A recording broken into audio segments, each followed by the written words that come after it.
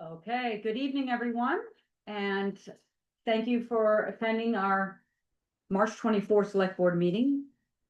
I'm calling the meeting to order at 7:02, and we will start tonight's meeting off with a moment of silence honoring the recent passing of Linda Plummet, and less recently, a former resident of ours, Lex Cogburn. So if you would please join us in honoring Linda and Lex, we would appreciate it.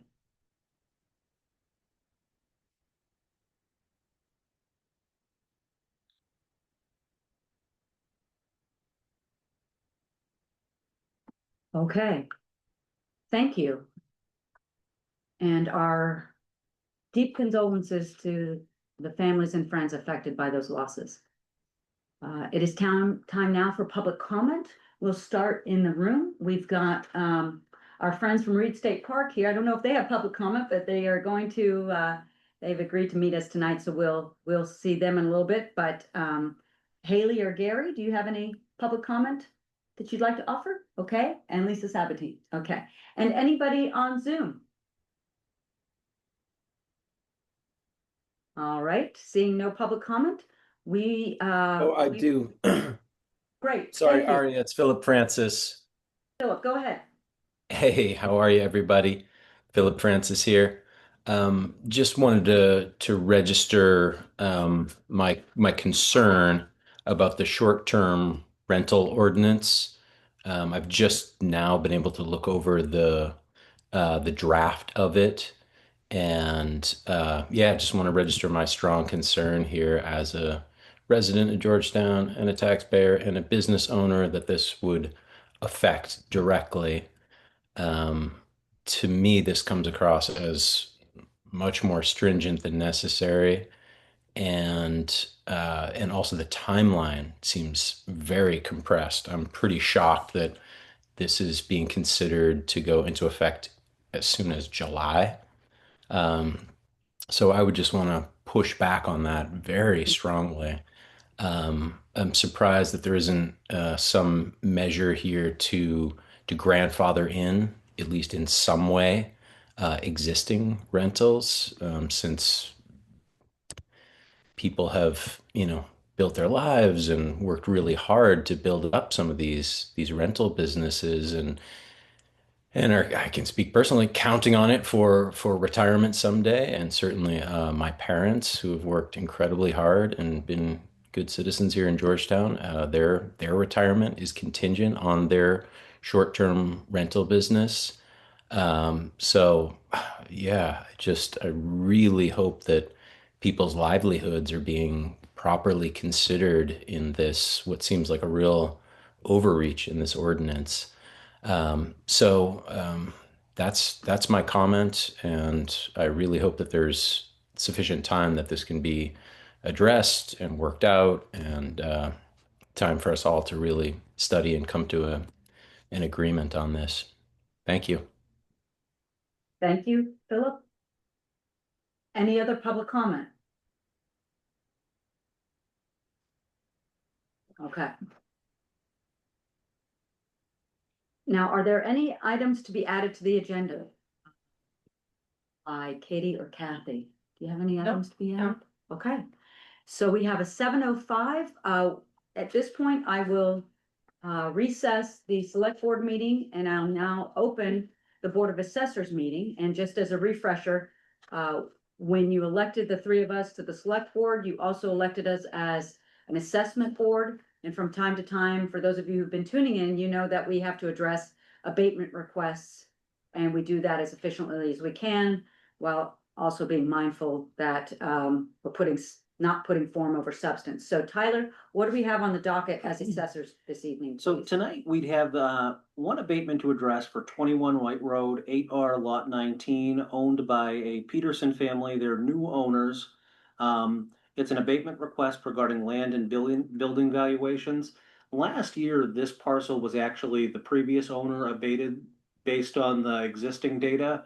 I will say that I dove in and I still believe that those comparables do stand. However, the abatement application specifically referenced their sale price, which was about 200,000 less than where we were at on the valuation. And so my recommendation is, though I still think comparables would stand, that is a new level of information that I think it would behoove us to have Bill Van Tynen take a look at. So I'd recommend a motion to send that on to Bill. I'd also note, just real quick, typically we are supposed to have abatements done within 60 days of our receipt unless there's mutual agreement to continue Okay, or extend past. So I will say on our abatements awaiting further action, some of them have been pending for a while. We have worked with property owners to make sure that we can get Bill Van Tynen down. Several of them were in the middle of a very busy winter as well. So following the Peterson abatement that we'll talk about later, a different Peterson abatement. right. I know Bill's focus is to get back down here to Georgetown, and we have some better tech tools that'll allow him to remote in a little bit easier. So Right. the abatement schedule, I just wanted to share, will be picking up. But in regards to tonight, 21 White Road, I recommend sending that on to Bill for further review. Is there a motion in that regard? I move to send the abatement request for 21 White Road, the Petersons, to Bill Van Tynen. And I'll second it. Okay, all those in favor? And that is unanimous. Okay. And there is no other work before the Board of Assessors tonight. Okay, and please do, I will also note that, a lot of Bill's time has been taken up by the other Peterson matter, which has been pending at the county level on an appeal. And so we are cognizant of that, and please extend our thanks to Bill for his extra efforts on behalf of our town. Absolutely. Okay. Thank you. Great, and so with that, I will recess the Board of Assessors meeting, and I will reconvene the meeting, of the Select Board.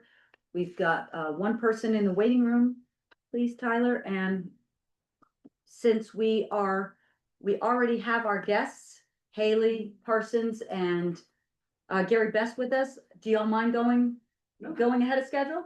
Okay, let's keep it moving. Come on up if you would, please. If you wouldn't mind just sitting there, please. Thank you. Yeah. Great, well, thank you again for joining us tonight, and if you just wanna, we know, or at least most of us know who you are, if you don't mind just introducing yourselves, please, go ahead, Haley. Yeah, so I'm Haley Parsons. I'm the park manager down at Reed State Park. I started down at Reed in March of 2022, so I'm going into my 4th year down there. But June 1st will mark my 10-year anniversary with state parks. Yeah, great. And you're also a Georgetown resident? I do live in Georgetown as well. Okay, yes. good, all right, and go ahead, Gary. So my name's Gary Best. I'm the regional manager of the southern region of Maine State Parks and Historic Sites. The way that the Bureau has the state set up, there's 2 regions, north and south. So I oversee the southern half. Reed State Park, fortunately, is one of the ones in my region, along with 22 other state parks and historic sites. So there's 23 in total. Haley she might disagree with me on this here, but I have the coolest job in the world, and I feel very fortunate to serve the people of Maine, and providing recreational opportunities and stewardship of some of our treasured natural resources and cultural resources. Been doing this for really quite a long time. It's kind of mind-boggling when I say it, but started in 1994. Have held many different positions: park ranger, park manager, worked in the central office, now in the regional office, and it's been a really amazing career and a fun path. And so that's a little bit about me. I want to thank you all for inviting us here. And as far as Reed State Park being within the Georgetown community, we're really grateful to have to be part of the Georgetown community, and certainly the town fire and rescue, solid partners, have helped us out so many times, and can't say enough great things about that. So many community volunteers have helped us out. Certainly Haley Parsons, the leadership at the park is, so grateful to have her here, the entire park staff and their dedication and hard work. So I just wanted to thank you folks for having us, and certainly thank Haley for all of the great work that she does at the park. So I know there's several items that you would like us to cover today, one being dogs and our dog policy, and also just an update on all things Reed State Park and some of the interesting work that's been going on with our partners with the Department of Defense and a little bit of that Yeah. history as well. So I'll kick it off with dogs. Yeah. And so our questions for you are, what's the protocols, please? What's your jurisdiction? Yeah. And though some people may think all of what they see when they're walking down, especially on Todd's Point side, tell us more about that, what your Sure. jurisdiction covers. Thank I'll you. give it, yeah, absolutely. So our jurisdiction is the boundaries of the park. Okay, so the park boundaries at Reed State Park, there's, of course, as you go down and there's Mile Beach and then Half Mile Beach and there's Little River, our boundary is the center line of that river. So across the river is not state park, is not our jurisdiction. Even though you can see it and people walk across the river at low tide, but we do, at all of our boundaries, ask people to, respect the boundaries and, but that's our jurisdiction. That's the park, proper, and that's where we focus our attention. A little bit about our dog policy. Our dog policy is consistent across the state of Maine at all of our state parks and historic sites. We treat each of the parks exactly the same on all of our enforcement, but certainly dogs is one of those. Are a little bit about us and our enforcement sort of philosophy. Our philosophy is to gain voluntary compliance through education.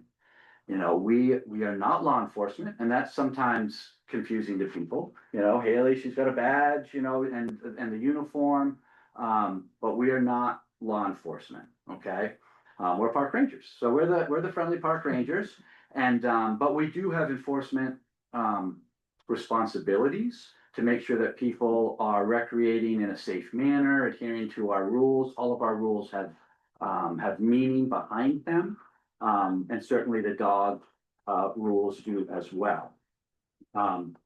So we do work closely with our other agency partners that are law enforcement. The Saginaw County Sheriff's Office, Inland Fisheries and Wildlife, Game Wardens, Marine Patrol. So we have partners that when it goes beyond what we are able to do, that we bring in those animal control officers in this area as well. We work closely with. And then as far as how we handle dogs, we have signs posted prominently at our parks where visitors are going to see them, that speak to the leash requirements. At our coastal beaches, they're a little bit different at different times of the year. We have a beach management agreement that we work with Inland Fisheries and Wildlife on our coastal beaches, and that is to protect the federally and state endangered shorebirds, and primarily the piping plovers and the least terns. You probably have seen some of the signs and maybe some of the exposures when they find some nesting sites there. So what that means as far as for dogs, from April 1st through September 30th, dogs are not allowed on the beach at all. So the rest of the year, we do welcome dog walkers and dogs on the beach, but they have to be on a leash, and the owner has to hold the other end of the leash. And so, and I'll explain how we handle that in a minute when there's violators. But so we have a whole list of park rules, as you would imagine. You may have seen those posted on some of the bulletin boards. So the rule number 7 addresses pets and dogs. So a portion of that rule reads, pets are not allowed on beaches between April 1 and September 30th, for the reasons I just mentioned. Pets must be on a leash under the physical control of the pet handler and must not be left unattended. Pet owners must immediately clean up any fecal deposits left by their pets. Pet owners may be assigned picnic or campsites in a less congested area of the park. So that's our rule, right? That's what people need to adhere to. There are, certainly times when, people don't follow the rules, right? We, have very small staffs, at our parks, you know. Staff or staff? Staff. Staff, right, Yeah, okay, the thank you. crew. Right. The crew, over the years, the crews, unfortunately, the sizes have, been reduced.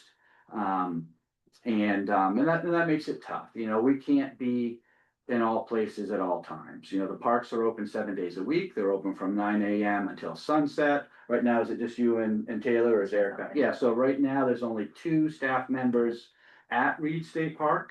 Again, 7 days a week, that the park is open. Of course, our staff do get a couple days off, so there's, you know, there's times when there's just one person at the park. And of course, there's lots of other, obligations that, you know, prevent them from being in all places, at all times. But we do our very best, you know, and enforcing the rules, is a priority, and, you know, at Reed, you know, we recognize the dog situation. And so, you know, Haley and Park Ranger, Taylor Shaw, you know, they are out there, when they can, but it's not that they're posted at, you know, from 9 to sunset out there. But so when we do see someone off the leash, a dog off a leash, you know, the first time that, that contact is made, you know, we'll go up to that individual and, introduce ourselves and educate them on the rule. Why, did you know we have a rule that the dog has to be on a leash? Explain why that is the case. Tell them that their dog needs to be on a leash. At that time, we issue a courtesy warning, which is just a piece of paper, but it allows us to get their name, a little bit of information about them, what the violation was. They get a copy, we get a copy, and that gets retained into a log. So we know that whoever this person was, we've made that initial contact. So, you know, the park ranger, you know, Shaw might have made that contact. And then Haley, maybe later on, sees the same person off the beach. She can look, oh, what, that first contact's already been made. So the first time we educate them, let them know why the rule's there. The second time we make a contact, and this is, well, I'll just go down and then I'll explain it a little bit more in a minute. The second time we make that contact, we go from educate to inform. So do the same thing, we've, you know, previously spoken to you about the dog needs to be on a leash. That dog does need to be on a leash at all times when you are here at the park. If we see you not adhering to this rule, this is where we inform them. The next time you will be evicted from the park, okay? So the third time, if there is a third time, that contact is made. These don't have to be on the same day, and that's why it's important that we issue the courtesy ones. We have a log so that we can keep track. So the third time that happens, similar spiel, you know, we've been through this before. This, you know, clearly, you know, this isn't maybe the place for you to take your dog. You know, they will, during this process, if there are dog parks in the area, let them know that there's alternatives, other places they could go. But at that point, they would be evicted. At that time, after that happens, and the park manager maybe will have already done this, as we get someone that is not listening, right? They will have contacted me and said, hey, I've got this person, they're just not seeming to get it. You know, this is what we've done, you know, so let's say we've done this. We've got, you know, strike 1, 2, and 3, right? There's been 3 contacts. They've been, you know, formally in writing informed that this isn't the way this is going to work at Reed State Park. Then if there is, and so at that point, we'll put a plan together. You know, clearly we need to send a stronger message at this point. And so we will at times work with the animal control officer at that point and say, hey, we've got this person that's just not listening to us. Can you help us out if there's a future incident, or if it's during the summer season and, you know, and they're on the beach during the plover season, that's a huge no-no. And so we would bring IFNW in, you know, swiftly on that. That's a giant fine. If there's a taking of a piping plover, I think it's around $15,000. You know, so that's a big deal, you know, and we certainly would let them, you know, the visitor know that.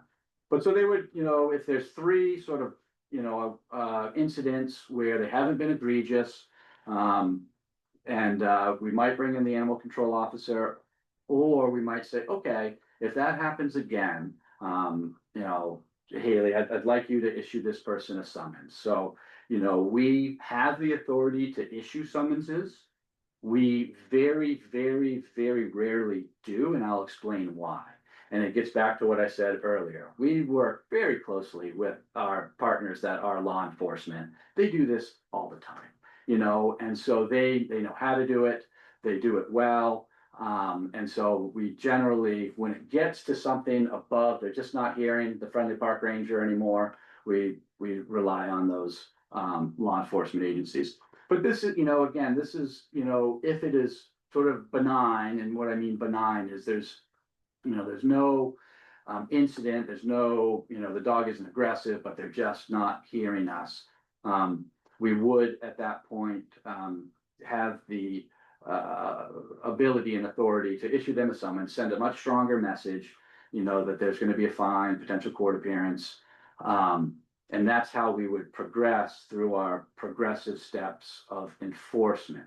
Now, at any point, if this, and the examples that I've been giving are ones that it's obviously a serious situation if a dog's off a leash, but these, if there's an aggressive dog or a situation that is beyond just the friendly dog off the leash, beside the owner, we can jump right to eviction, we can jump right to summons, we can jump right to getting animal control officers or law enforcement involved. And issuing those courtesy warnings are really helpful because we get a lot of information early on, and the issuance of a citation doesn't have to be at that exact moment. We can evict someone, call in our law enforcement partners and say, this just went down, and can you help us? And they can, in turn, look at our notes, our incident reports, our courtesy warnings. We've got the contact information. They can in turn pay this individual a visit and kind of take it from there. Again, sort of getting back to the point that we aren't law enforcement. We aren't. And so that's how we do it. And then we do it the same way at Reed, as we do at Sebago, as we do at Popham, as we do at Aroostook, as we do everywhere. We try to be very consistent. We try to be level-headed. Our staff goes through some pretty intense training. Our park managers and park rangers go through what we call Ranger Academy. And it's a 3-year program. It's 2 weeks each year. And one of the years, the 2 weeks, is just focused on our rule compliance and enforcement, our techniques. They go through verbal judo. We work with all of the partners, with IFNW and Marine Patrol and, local rescues. And we have a whole bunch, and Haley's been fabulous. She was one of the first people to go through it. And now she's one of the trainers. And we establish these scenarios that are very real life, pushing people outside of their comfort zone in a safe place, so that when they do, or they are faced with even a dog off a leash, and we go over that in great detail during the academy. If they haven't dealt with it in real life, they've dealt with it in a scenario setting and can fall back on their training when it comes into the picture in real life. So Gary, before you move on to the Department of Defense and the other things happening at Reed, a couple, one or more of us has been contacted by some, few constituents about what your protocol is if you observe, or if people come to you and say there's just been an aggressive dog, there's been an aggressive incident either with a person or another dog. What's the protocol then, so that our citizens or our residents know what y'all are doing? Yeah, we'll call 911. If it's a serious situation, Yep. We would much rather call 911, get people mobilized coming down the peninsula. And if we get there and it's like, this really isn't a big deal, it'd be much better to call them off halfway down here than get there and be like, oh my gosh, we're over our head. Right. So again, we don't have all the tools that they have. One of the things that we stress in all of our trainings We want our staff to go home safe at the end of the day too. Mhm. You know, so, you know, scene safety is of utmost importance to us, and they're trained to, you know, observe a situation and is it safe for them to move in? They often, you know, in a situation like you're describing, you know, if Haley is contacted with this, she's probably gonna radio to another staff member and say, you know, we're gonna go together. And again, we're gonna activate 911 and get, you know, help on the way. Go down, assess the situation, maybe we can handle it. Maybe we need to wait for our partners to make sure that it's, you know, that everything turns out okay. That's how we handle that. Okay, and about, let's say in the last 5 years, how many dog aggressive incidents have been reported to you at the beach? Just trying to get a sense of that. One? Okay, so that's, we just didn't know. So that's good to know that it's only been one. And across, you know, again, my kind of area of focus is the southern region. And in the last 5 years, in the whole southern half of the state, there was one other one, and it wasn't as serious as the one at Reed. Okay, There was two dogs that got into a tangle, and that there wasn't any injury to the so the one, did that involve another person or another dog? Dog on dog or dog on dog. person? Okay, The one at Reed, I'm sure. that's your referencing. But, Okay. yeah. Any other dog questions before we move on to bombs? No. Dogs and bombs, you stay part. Come and join us. I have to say, I've been excited. This is great info. I'm excited to hear about the bombs. Okay, All right. because we got the letter and I'm not gonna lie, we were like, what? Oh, yeah. So, And that's Let's- the equipment used. It's pretty, It was pretty. wild. Yeah. so, Yeah, Yes. so I'm gonna stop now and turn give Haley the floor. let's Yes. talk about it. Okay, Hannah. let's Thank talk you. about bombs Bombs. and Department of Defense and munitions, yes. So the Department of Defense and other contracted workers who work with them, White River Technologies, Army Corps of Engineers, and I'm going to miss a whole bunch because it really is a large group effort of folks. But the core people that I worked directly with was Department of Defense, White River Technologies out of New Hampshire, and the Army Corps of Engineers.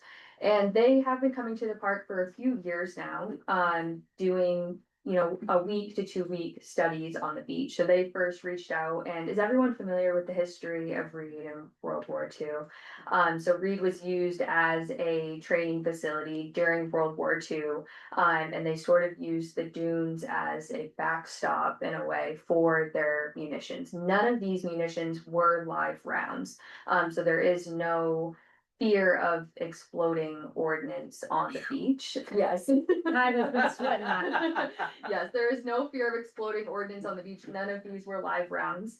And they have done efforts over the years to remove the ordnance from the beach just to, you know, help with pollution and control of the substance and things like that. And when they've done that, they have exploded the ordnance just to get rid of it, but none of them have been live. So this group in particular has been working on a couple of different things. One of them was to figure out how many munitions were still potentially on the beach or in the surrounding area. One of the studies was to also figure out how these munitions move in the sand, and what caused this to come about was the storms of 2024 and how that significantly changed the profile of the beach, the different things that were coming up during that time. So they wanted to see how munitions move in the sand and with the ocean. So they planted seed munitions out there. They did this over a course of 3 times using 3 different size seeds that went into the sand. At one point they planted about 10. At another point, they planted about 80. They have recovered majority of those seeds. Unfortunately, some were lost, but Just in the last couple of weeks while they were doing this study or at other times? And when you say seeds, what do you really mean? so the seeds really are just, they're the size of what the munitions would have been, various sizes, but some of them were pipes. Some of them were, very small, plastic piping. Almost all of them were a form of a pipe, Right. but ranging from about this size to about that size Okay. to some larger ones. All of them are tagged, numbered.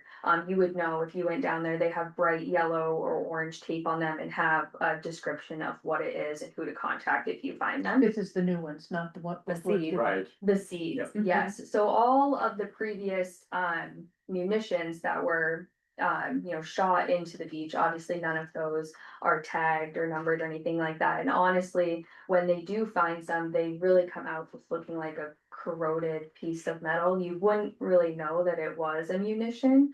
It just looks like a corroded piece of metal. I remember back in the 90s, they were doing some. Yes. And you could hear the explosions when they blew them up. Yes. From Bay Point. It was very exciting. Yes, I bet it was. And so they've been working on this, like I said, for about 2 years now. They did just finish up the study last week. I'm still waiting on the final results of that, and where they stand. They were working to remove some of the munitions from the beach. They actually found a lot less munitions than they were expecting. So I think the cleanup in the 90s worked well and they removed majority of them. I'm not sure at this time if there's potential for them to come back, but again, still waiting on those survey results. But that's what they've been doing. So they've had a lot of really fun equipment. So they had what they were calling an amphibious crawler. It was about the size of a small four-wheeler ATV on tracks. This piece of equipment went over the boardwalk and they placed some mats down. So there was no damage done to any of the dunes or the beach or anything like that. It actually, for being as large as it was, left a very small footprint anywhere on the beach. And this machine was completely robotic. They ran it by remote controls and it went into the ocean and it did full surveys parallel to Mayo Beach. I'm not exactly sure the distance that they went out. I believe they went out as far as they thought the low tidal zone was. So they would start at high tide and go out to the low tidal zone with the amphibious crawler. Now that machine had a metal detector on it that was pinging anything. Now this is lobster traps or pieces off boats, anything that had potential to be a piece of ordnance or ammunition. That was one piece of equipment they used. Another one was a drone with a 6-foot long metal detector on it. This did surveys parallel over the water, I believe again out to that low tidal zone, all the way back to the backside of the dune, going up and down. Did they go into the marsh at all? They went just to the backside of the dune, not really into the marsh, but they did survey the whole backside. And they didn't, with the drone, they did not do that starting, at the stairs. They started a little further down. Majority of the work during World War II, if you walk down Mile Beach, you'll see it's about halfway, but a little closer to Todd's Point. There's a significantly larger spot in the dunes. It's taller, it has a tree growing on, a small tree, there's more shrubs, it's significantly taller than the rest of the dunes. That was the man-made section of dune that they built taller during World War II for the backstop. So majority of the munitions and the ordnance have been located in that area. But there is no risk to the public. They've had many folks come out and determine that. And like I said, at this time, still waiting on the final results, but they weren't able to locate as many as they were thinking would be out there. So. Great. Now, didn't they give you a replica munition? They did, yes. So they did give me two replica munitions for what was used during World War II during that time. So if they were still fully intact, what they would find on the beach would look like these. And one has to be close to about 3 feet long, and then there is another smaller one, and they're the exact weight, size of the munition. So hopefully we will be using those, well, not hopefully, we will be using those in interpretive programs at the beach for people to see. There used to be people here who remembered, the second, that time. Yes. And I think that Historical Society has some information. There was one of the planes crashed in West Georgetown after an attempted train run. Okay. And Gene Reynolds remembers going over as a kid and they couldn't get the pilots out, so they lost them, but it was a big deal. Yeah. I think they have the information about that in the Historical Society. They do, Cool. yeah, I popped in there at one point in time, throughout all of this, I was asked to go to Washington DC last December, 2024. So I went down to Washington DC and was able to talk about Reed State Park and the history of Reed State Park during their symposium where they were discussing this history. So it was really interesting to go to the Historical Society and talk to other folks in town about all the history of the park. Yeah, absolutely. Will that report that's not out yet, will that be public or is it more of an internal? Because I think some of us might be interested just to. No, it's public information, you know, I mean, it's not like we're gonna be handing them out as people come into the park, but certainly. Would you send one on to? Absolutely, Fair? Tyler. Yeah, happy to, yeah. Okay. Yes. So speaking of interpretive programs, tell us what you've got on your docket for, before we let you go. Yes, so as many of you know, I've been working to increase visitor interaction at the park. And so with that, we are doing interpretive programs every Friday in June, July, and August at the park. Those are all happening at various times with different folks that will be coming in and myself that will be running the program. So I don't have the official calendar yet. But I can tell you that, you know, there will be programs on the geology of the park. There will be programs on shorebirds, piping plovers, least terns. There will be tide pooling programs. There will be how to dig clam programs, sharks, jellyfish, seals. They're all and they're all varying in age ranges. You know, they're all inclusive to anyone that wants to come. Some are geared towards younger folks and some are geared towards everyone, arts, crafts, walks, things like that. So I don't have the official calendar yet. I will have that and I'll send that along once I have the official calendar up, but we will have all of those programs. We have been working on, you know, to expand the interpretive and educational programs that we have at Reed with as you all I'm sure have seen as you come in, we have a large sign on the concession building for that to be the future nature center, and that is still in the works and working on fundraising for that, and working on you know, many exciting things with that. That will come with a whole realm of new visitor experience, and you know, something that a lot of people look forward to is getting to go to the park and not just go to the beach, but learn about the park and have the opportunity to talk to a ranger, talk to a staff member about that. So really looking forward to increasing that. Along with that, we will have the Halloween. I was just gonna ask, event. are you? Of course we will, yes. Halloween was great last year. Thank you, did a yes. Wonderful job. Thank you. That has been a really fun thing that we have done at Reed. It's something different that I don't believe any other park is doing. So we really enjoy doing something a little different. It's really fun. We get a lot of folks from other parks that come down and help us out, and they're actors and helping with crafts and handing out hot dogs and whatever else. We absolutely will be doing that again. I'll have that. I actually have the date on the calendar, but I will send that out. Please do. Yes, We'll get it on our absolutely. calendar too. Yes. But overall, the park, you know, is doing well. We are in our off-season time right now, but we are not very far away from in season at all. We will be bringing on our seasonal staff that are returning next month. And then we will be working to hire additional seasonal staff as well. So I'll be doing that over the next month. You know, Reed remains one of the busiest parks in the state. We see over 200,000 visitors down there. Where do most of your visitors come from? It's all over. So we do have a lot of, and I can pull exact numbers. I don't have them off the top of my head, but we do have a lot of in-state residents truly that come to Reed. But then we do have a lot of folks from surrounding New England states, Massachusetts, New Hampshire, Vermont, Connecticut, New Jersey. But then it is always very interesting the amount of Midwesterners that end up at Reed and are really intrigued by the ocean, and it's fun to talk to them. But we get quite a few folks from you know, Wisconsin, Minnesota, that I noticed come out to the park as well. But a lot of our visitors are our main residents, but we of course have people from all over the United States and other countries that like to come to Reed as well. So again, we just we continue to operate at Reed with how busy we are with, you know, limited staffing. But my staff, I can't commend them enough. You know, I truly do think that they do well for the amount of use that we have.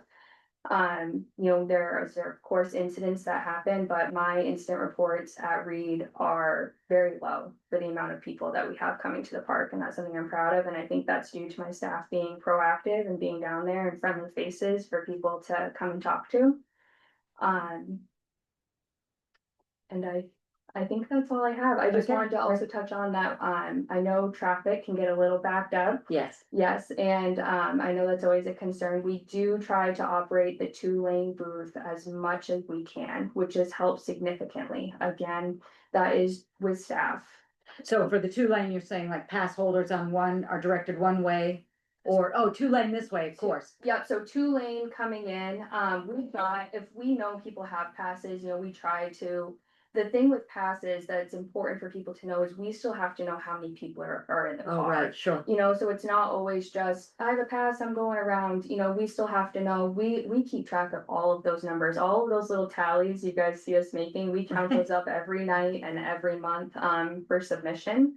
And, so we still have to know who's coming in, but we try to run 2 lanes with cash card, on both sides when we have staff available. Last summer, I was very lucky. I had 3 people that were very dedicated working in the booth. So we tried to run that double lane as much as possible, which helped significantly, alleviate the traffic on Sylvan Road. Do you have many days when the parking lots are full and you can't let people in at all?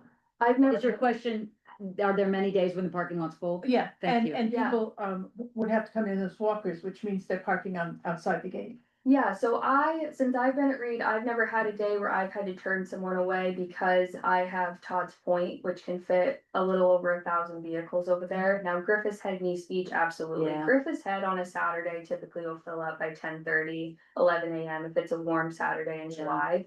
But having Todd's Point, I've never luckily had to turn folks away. Yes, Great. Good news. yes, I know. Any other questions for our friends from Reed? Not to be confused with the Friends of Reed State Park. Yeah. Okay, great. All right, thank y'all so much. We Yes. really appreciate it.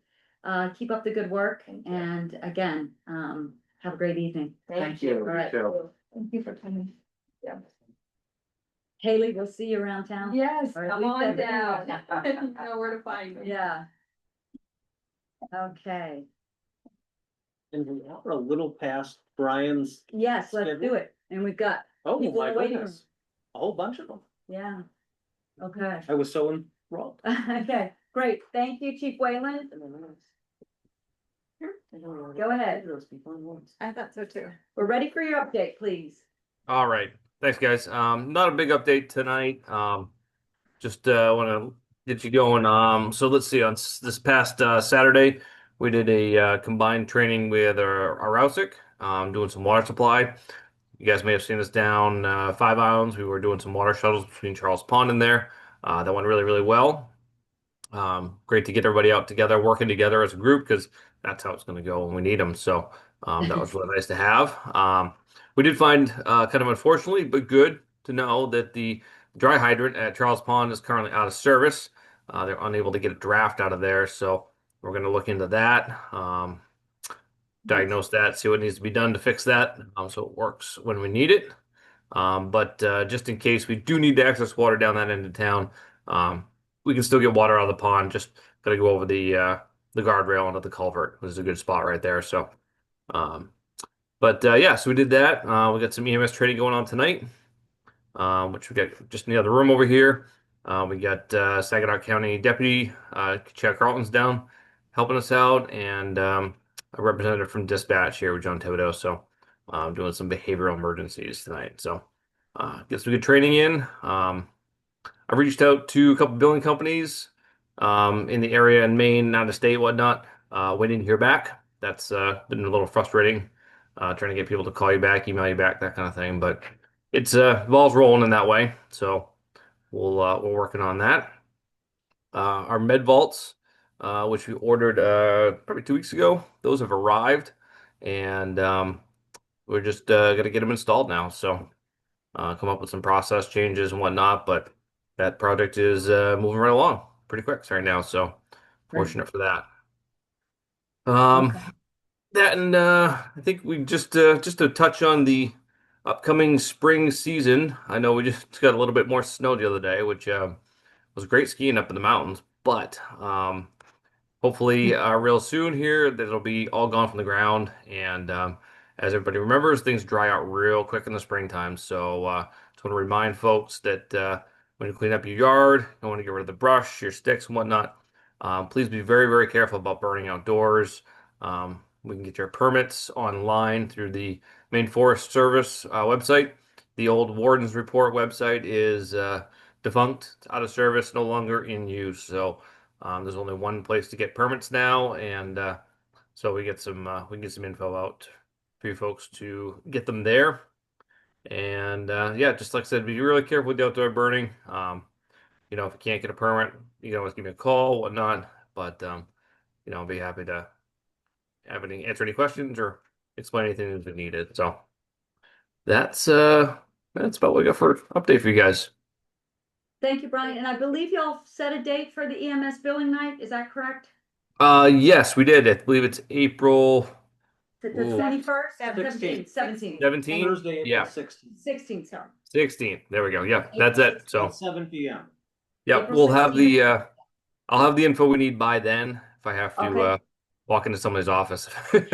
At least something anyway. I'll have something by then. So Okay, great. Thank y'all. Thank you and Tyler and Katie and Gert Walter for all the efforts to get that on the calendar for April 16th at Yeah. 7 p.m. Yes. At the Okay. Historical At the Society. Historical Yeah. Society. Okay. Mhm. Great. Thank you, Chief. all right, thanks. Oh, All anybody have any questions besides mine? No? No, Okay, great. great. right. Thank you. Yeah. Good luck with the rest of the training. All right, and so we've received the minutes, and I think Tyler's made some updates to those minutes based on our feedback. Is there a motion to, I'll move that we accept the minutes as most recently presented. I'll second. all those in favor? And that is unanimous. Okay, great. And Thank you. Tyler, tell us about your list there. So, on continuing items, this periodically is a section on the agenda that doesn't pop on, but when we have like overboard discharge renewals, they'll come on. At 47 White Road owned by Fisher Environmental Engineering Services, 8R Lot 22, there is an overboard discharge that's up for renewal. That is a state administered program, but there is an ability for folks to offer in public comment. And if there are any questions there, I would say on the overboard discharge side of things, I've connected with Irene Samore, who helps manage that program up at DEP. And she's happy to come down to Georgetown and give us a good soup to nuts, how that process works for overboard discharges. She's really happy to come down and educate folks. She did say that typically they don't go and educate municipalities. She was excited that we wanted that info. A couple weeks ago, they had the site evaluators, who are the ones that are really elbows deep in that process. They train them annually or semi-annually on it, so we're getting in, but Elbows deep is what we're laughing at, because given the overboard discharge, we hope they're actually not. to be continued. Irene did say you can drink the water out of them, though she would not, nor would I, so tangent. But in any event, 47 White Road is up for renewal, and there is a window if the public had comments to be able to do so. I think it might be worthwhile having her come down because we have a lot of overboard discharges. Yes. I don't know how we compare with the rest of the coast, but we do have a lot, and many of them are on rock or in places where the alternatives are not very obvious. Right, the rocky ledgy areas definitely are hit. I will say that Georgetown is one of the higher towns, possibly the highest number of overboard discharges. I know that Harpswell was number 5 with 44. Georgetown is closer to 60. I use the term closer because there are some that folks have started the process of trying to retire. I know there's a system up on the Narrows that they're actually looking to move into a different direction. And the state reported in numbers do have a little bit of lag time. So we are high, but it is something that I think would be exciting to not go elbows deep in, but learn a lot. Thank you. Okay, great. All right. And the hauling numbers under review were emailed out by Mary for the transfer station. And if people had any questions about correspondence, I'd be happy to answer them. Okay, I tried to open up the aquaculture notice, but I I just couldn't see where, Oh, I was yeah. wondering that too. okay, There was an attachment. there was an attachment. But I couldn't. Yeah. Could you, I see- think when I you can- forwarded it, the attachment link died.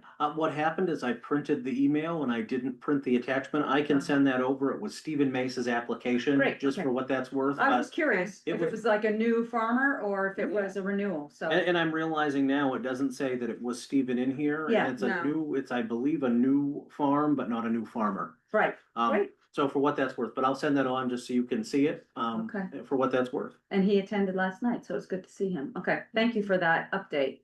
And do we have any questions on any of the other correspondence, the bricks funding, the shredding notice?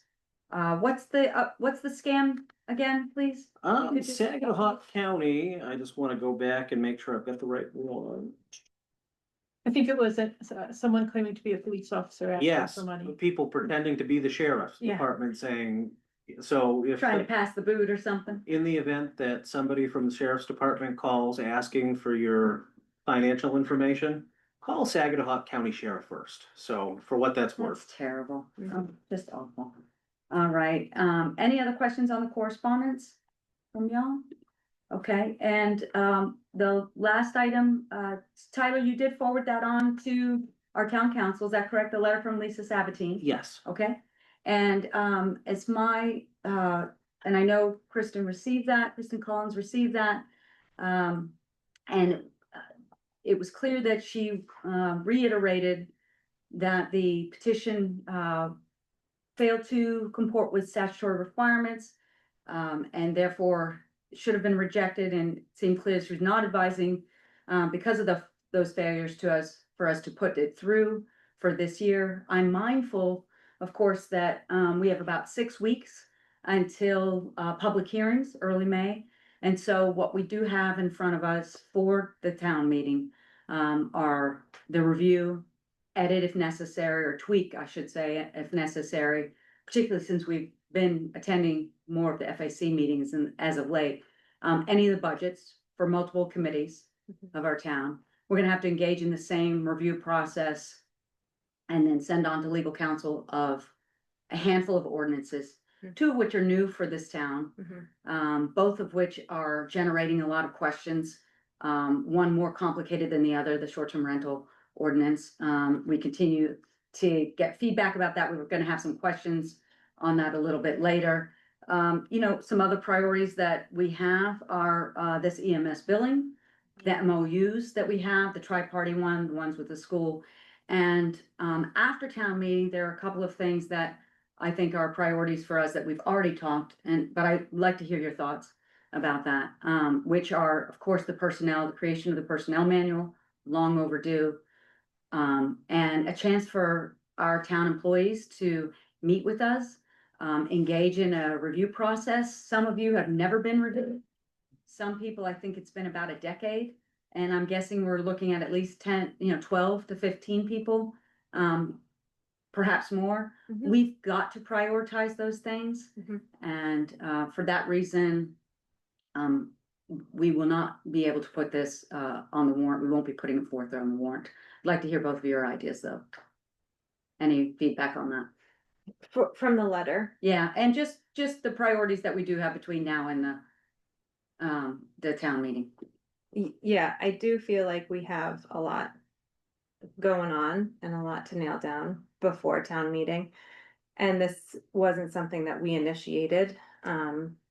So maybe I default to the attorney, if she isn't recommending us pushing it through, then I don't think we should. And Kathy, do you have any? I agree. I think we have lots to work on. I think we're doing it well, but I think that we need to keep some bandwidth there, just because I think it's going to be more before it's less. I think that obviously there are a lot of people who are interested in discussing this one way or the other. So I hope that Lisa will continue and bring it back next year if you can. I realize this is not a time for comment, so I shouldn't be addressing you all. I have a question. May I make a comment, since this was an issue I thought was going to be on the agenda, in specific my letter, and I would like to make a comment about it. So Lisa, if you can wait till public comment, I think that's the most fair way to address it. We do have a large agenda tonight, but we are going to take public comment out of order ahead of executive session on this particular evening, so that you and anybody else that may want to address this before we close out the item off the agenda. All right, so let's move on to the committee updates, please. Let's see, Katie, would you like to read, please? Sure, yeah. On March 18th, the planning board met. They discussed and adopted a summary page for the STR ordinance and forwarded that to us, and I think we all saw it. Their next meeting is April 1st. School committee met on the 18th as well. I wasn't able to attend that. Kathy went in my stead. They continued to work on the 26-27 budget. And I think there was input from the community about additional support for intervention at the school. And their next meeting is the 15th of April. The AOS 98 school board also met on the 17th, the day before their meeting. And they approved their proposed budget, which was good. Now Georgetown really knows what they're working with. The fire department met. Chief Whalen pretty much said everything that's on my list. The med vault, the trainings have been awesome. The new ambulance, they're finalizing specs for that. They're also looking into a remount option for the ambulance, which is kind of cool. Yep, there's a training tonight and focusing on behavior emergencies. And cemetery didn't meet, so. Okay, great. Thanks, Yeah. Kathy. The solid waste committee met on March 12th, approved the draft budget pending final wage information from select board meeting. Yeah. Everything's going well at the transfer station. Jim Coombs reported not much activity this month. There's a new policy that's gonna do parking restriction for people that bring in 34 feet vehicle and trailer to Okay, drop things off. And their annual report to DEP is due at the end of April. The property management board met on the 17th of March. They're planning to evaluate maintenance needs at the Old Stone Schoolhouse on the Bay Point Road with a site visit on April 3rd. And they're gonna develop a work plan, and they have volunteers who are very interested in working with them on that. They approved the MOU for oversight of the tennis courts that the Conservation Commission has circulated. And improvements to the drainage are gonna start soon. The float launch is scheduled to go in around the middle of April. They're seeding the south lawn at the wharf in April, and they're planning a fisherman's memorial, a granite stone that's going to go in there. that's very nice. And Jason Lang is working with them on that. Great. It's gonna do a lot of the work. And they are gonna share dates when they open it, so we can make sure everyone can be. Yeah, they're thinking of doing some kind of ceremony with it. And that might be connected with some of the summertime events, but they don't know yet. Okay, great. And Walden Island lease was approved. Okay. And they probably haven't talked about the blessing of the fleet or any of that yet, but Right. we'll get to that later on, I guess, as summer can only come too soon, Yeah. right? Okay, great. So Do you want me to say anything about this central school committee meeting that I went to? Sure, yeah.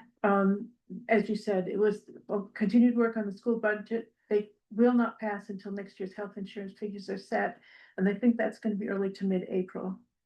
But what I heard is that it was lower, the percentage was lower than what They they thought, thought. Yeah, so yes. that's good news. Yes. Okay. And they're tracking, their budget for this year is tracking. There were some over budget repairs due to the problems with the heating Yeah, system. with the building. Yeah, Honeywell is gonna do an intensive maintenance inspection of systems during the spring break Okay, with recommendation, no charge, because it's part of our contract with Honeywell, or their contract with Honeywell.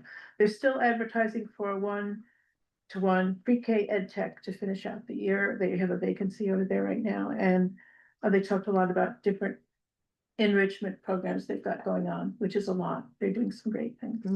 okay, good. And if I heard correctly, when I was on the meeting for some of the time on Zoom, it sounds like their budget is coming in lower than what they originally projected of like 8.9. Now it's closer to 8. Was that right? I don't remember the percentages, but yeah. Is that, okay, So, and of course, they'll address their budget through their approval process at that April 15 meeting, I think.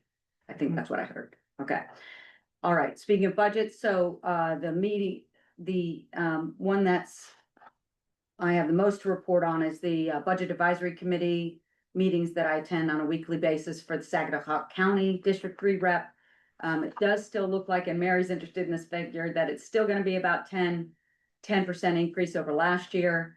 Their budget process will conclude, early May. We've got a meeting Thursday. An additional meeting the 31st. If we need it, we probably will. We had some people, some agent, department heads that haven't been out, IT, facilities manager. A lot of great information. They're still in negotiations, like sometimes, other municipalities or counties actually deal with some of their personnel.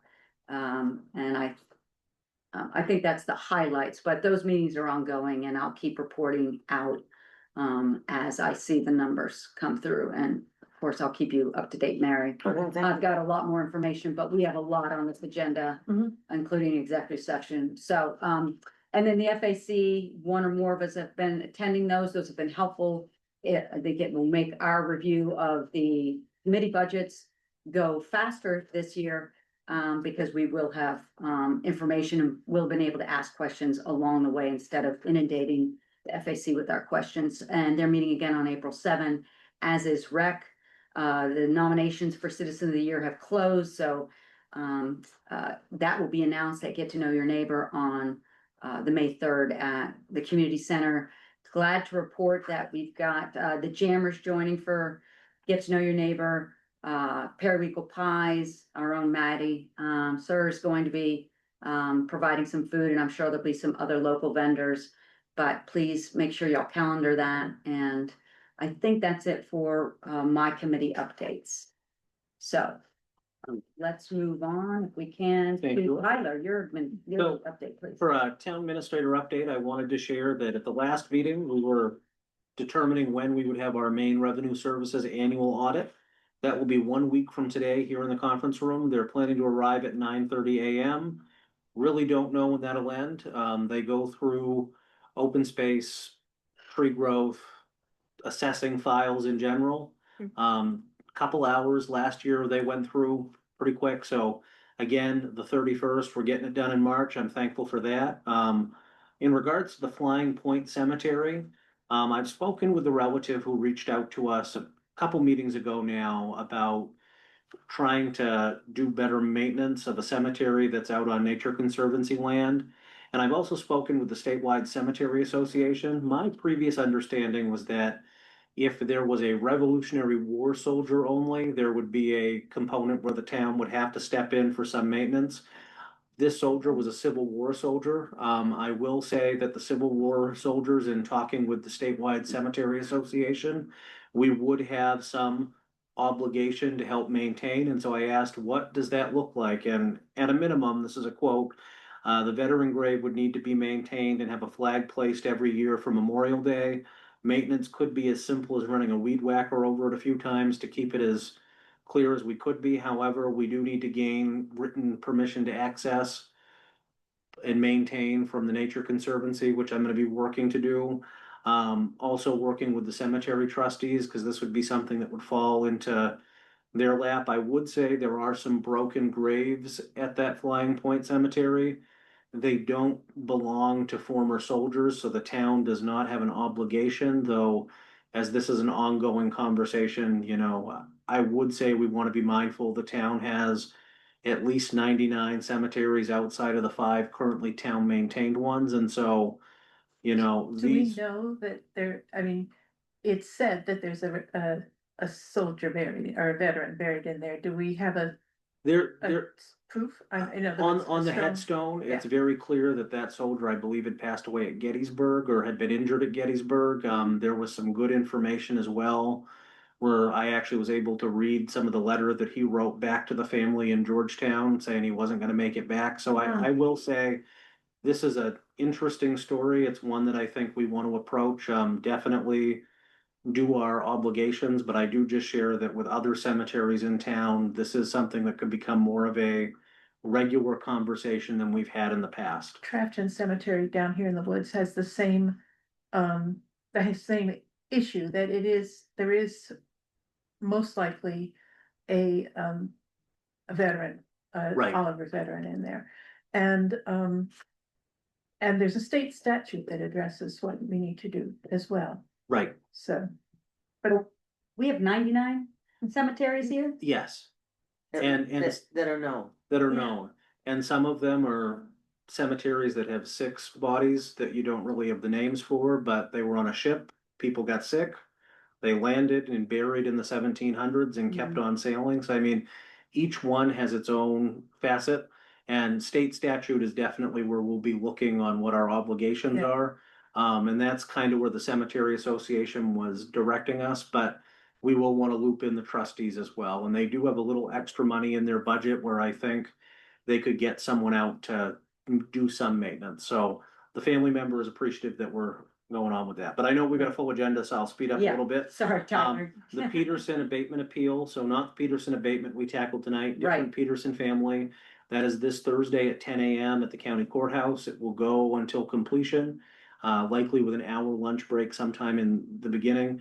If board members want to attend, you're more than welcome. What's that? Tell us again. 10 a.m. On the 31st? This Thursday. Oh, the So, 26th. yes. Okay. And Bill Van Tynen and I will be there, and I'll advise the rest of the board of what that outcome is. Right, thank you. I And did- thank you for attending. I'm excited to see this process through. Yeah. So, I will say, I heard from Mark Donovan, chair of the TOPMB today.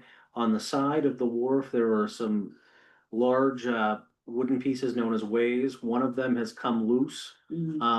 TOPMB is aware, they're having the Kennebec Marine come on Monday to check it out. There's nothing structurally that we need to worry about at this stage, but I just wanted to share they're on top of it.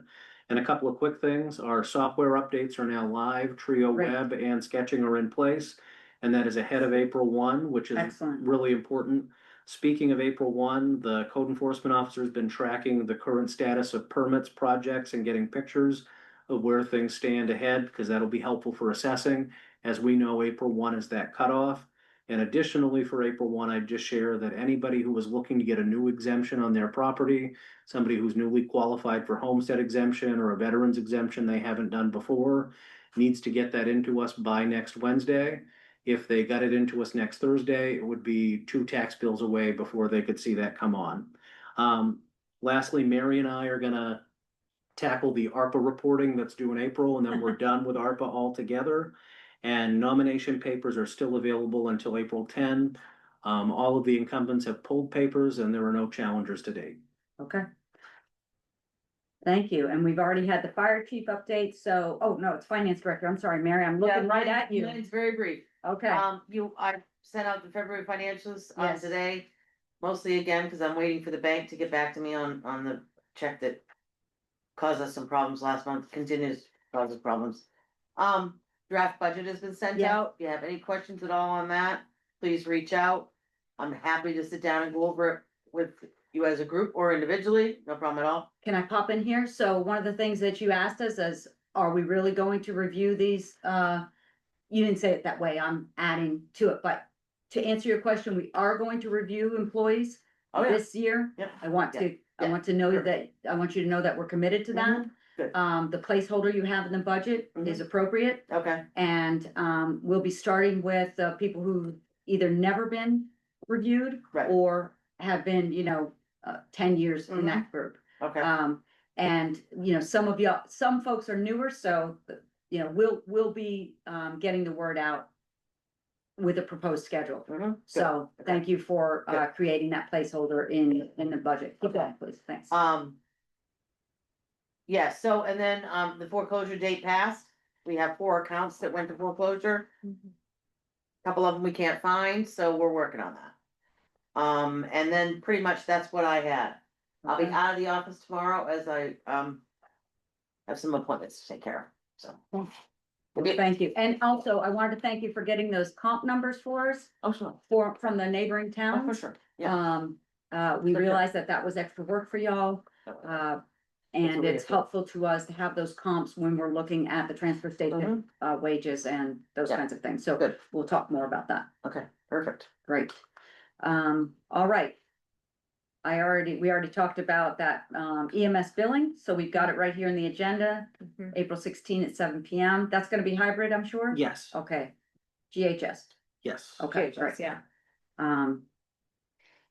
You might wanna have them run a tech check. We didn't get to do that last night. It worked out in the end. Thank you, Tyler, again, for your support. Oh. But just to make sure all the equipment runs, that the owl works with whose ever laptop is gonna be used and those kinds of things. But I know y'all will iron that out with Brian and Gert if necessary. Tyler, what's up with the lighting project? So what please? I'd say about the lighting, I've reached out to Stewart Electrical, I've reached out to Kelly Frederick, they're great local businesses, I have no ill will at all. I will say that we have yet to get them to come on site and give us an estimate on what they would bid to be in on that process. I would say that pretty soon the ship is leaving port when it comes to lighting, if we want to get in on the Affinity proposal, which we've had for months now, 2 months at least. So I'd say by the next meeting, if we can't get those other members in, I will probably be bringing forward a recommendation to proceed with Affinity. And if folks have other electricians that we know, by all means, help get them into us, but I want to make sure that Affinity, when they're coming for the school, is going to be able to come with us if that's the route we do go. Right, And I do know that this office has made significant effort in trying to get folks to come. I think the size of our office might be a project while folks are busy that they're not wanting to bite at. I wish folks would just tell me no, but I digress. all right. Well, at least we have a plan. Our plan is Yeah. since a big chunk of the building is already attached to this Affinity program, we may end up there as well, and that will be more seamless. It Right. sounds like that's what I'm hearing. Okay. And I would just say the Working Waterfront Work Group had their community information night last night, was well attended online and in person despite the weather. And I know they're working to get a draft ordinance to us. Okay. Did we give them a deadline for when? April 15 is their deadline. April 15, though, if they wanted to get it to us by the 14th, I'd love to have it on that agenda. It sounds like it's going to be sooner than that. They've been working hard and they know we're anxious to have it. That's just because there's already questions. If you were there last night, which many of you were, there's a lot of questions, not unlike the other new ordinance. So we really want to stay ahead of that. I know that they do too. In regards to MOUs, I have spoken with the school about how we've designated Katie as our point person, and they will be getting in touch with us on when they're ready to start that process. I will say that with budgets going on, I think bandwidth is kind of tied up Yeah. on that end, but it's not lost. And it was noted by Kathy, the TOPMB signed off on their portion of their tri-party MOU, and I know that it's now gotten off to rec. Conservation was the author, so I think pretty soon that'll be put to bed. And it sounds like, speaking of rec, and I didn't note this in my committee update, but some of what Haley's doing over at the programs could easily be partnered with rec and we could help promote those. Absolutely. And I like that they're intergenerational. It's that they would be available. One of the things that I often hear from folks is that, they like the events that rec does, but they want it to be, if somebody has less mobility, what can they do? What can they participate in? And so it sounds like some of those programs at Reed would be good, good ideas for that. Okay. All right. And so then Now, the ordinance, yes, go ahead. So at the last select board meeting, the board decided to hold on to the proposed short-term rental ordinance that is a new ordinance drafted by the planning board. Tonight, ideally, we'd want to vote to send that on to a hearing to legal, hold for further discussion, or how we'd want to approach that. I will say, and my diving in on the ordinance, I just wanted to flag tonight, I do think the words campground. You're not allowed to rent out, I don't have it right in front of me, but effectively right at the beginning of the ordinance, you can't have RVs, tents, etc. 3.3 on 3.2, hotels, motels, bed, breakfast, inns and boarding houses, which are separately regulated by the state of Maine, are exempt from this ordinance.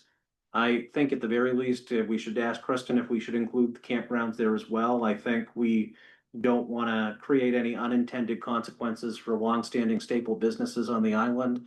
And I do know that while an RV, it might not be what we think of as RVs, I do know they have some campers on site that they do rent. So that was one catch that I had, that I just wanna make sure that we don't later on cause any prohibitions. And as some of us know, we've had, at least one, probably more residents will bring this up. The tents issue, asking about yurts, those kinds of things. So that is something that needs to be addressed. We've had residents ask us about, and I wasn't aware of this until Tyler let me know. I don't know if y'all are aware of it. I've had folks ask me about what the registry form looks like. They wanna, and they were wondering why it wasn't on. So I asked Tyler to have that provided, and Tyler's gonna tell us that in a moment. But, one of the concerns that was expressed to me is how will we know what we're being asked, or the price, or, what we're gonna be subject to? And so can you give us the So- update about the registry form? please? So in terms of the registry form, I spoke with Bob Trebona today, and the planning board hasn't drafted the form yet. My understanding is they wanted to wait and see if the ordinance was adopted or not before going into some of those technicalities. But I think the technicalities will influence whether or not the ordinance is adopted. What I would say back to that is if folks dive into the ordinance, all of those requirements are in there in a 4-page document versus the 1-page registration form. So I would encourage folks to dive in when it comes to like safety regulations, what's prohibited. A lot of it's right there in the ordinance. The form wouldn't have new prohibitions pop on that wouldn't be a part of the ordinance. If the board wanted to ask the planning board to go forward, I mean, that's something we could ask. But I do know that it does not currently exist because the ordinance is yet to be adopted. I'd also say that folks, to me, if I was a voter in Georgetown and I'm not, one of the things that I'd want to know is what is the fee going to be? Right, It's very clear in the ordinance that fees set by the select board. We have a specific schedule where we adopt fees at the first meeting after town meeting. And so, it's not where that number won't be known, though I think it might behoove the board to have some conversations ahead of time so there aren't surprises. absolutely. But again, I just think there are some known knowns, known unknowns, and then there will be some of those unknown unknowns where the information that one voter might decide they need might be different than the next person. And I just would encourage this board to be mindful about what information we're choosing to put out. I know I had one request to get a copy of every sample ordinance that was looked at from other towns. I don't think that's information that this board necessarily needs to bog up our website with, but They I can do. find it online. Bingo. Whereas there are things that folks could look at, like the survey data. I would love to get that on our website. Mhm. The 1-pager that was put together by the planning board. That like executive summary kind of thing? Yeah, I'd love to get Yeah. that on there. I mean, if there's Yeah. good pertinent data, I think let's get it up and have a good spot on the website where if you want to go to the short-term rental piece, here's some background like we did with the Blueberry Hill Yeah. easement maps and other Yeah. docs. But I just want to be clear, some things don't exist yet. We could ask folks to try and invent those. Some things won't exist yet.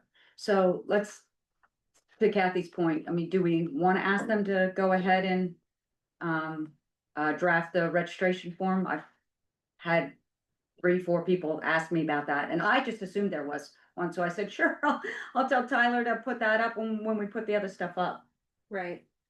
Yeah, I think it should be put Okay. together. And it, like Tyler said, it's all in there. It's Right. all in the ordinance. It's unclear how much of what's in the ordinance will be on the registration form, Yeah, but yeah, and not all of it. one person said to me, they don't wanna have a gotcha.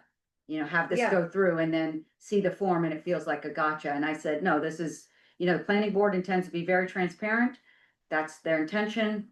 Mhm. We are aware of that, and, this is new. We recognize it's new. It's, people have strong feelings about it. We're starting to hear that. We're starting to see that. Yeah, I mean, we've gotten enough feedback where I feel like maybe the informational meeting The sort of informa- Yes, thing is going to be necessary here so that everybody can get the information at once. instead of just the public hearing, have an informational meeting like we're doing with EMS and the Working Waterfront just did. I have a concern about public notice.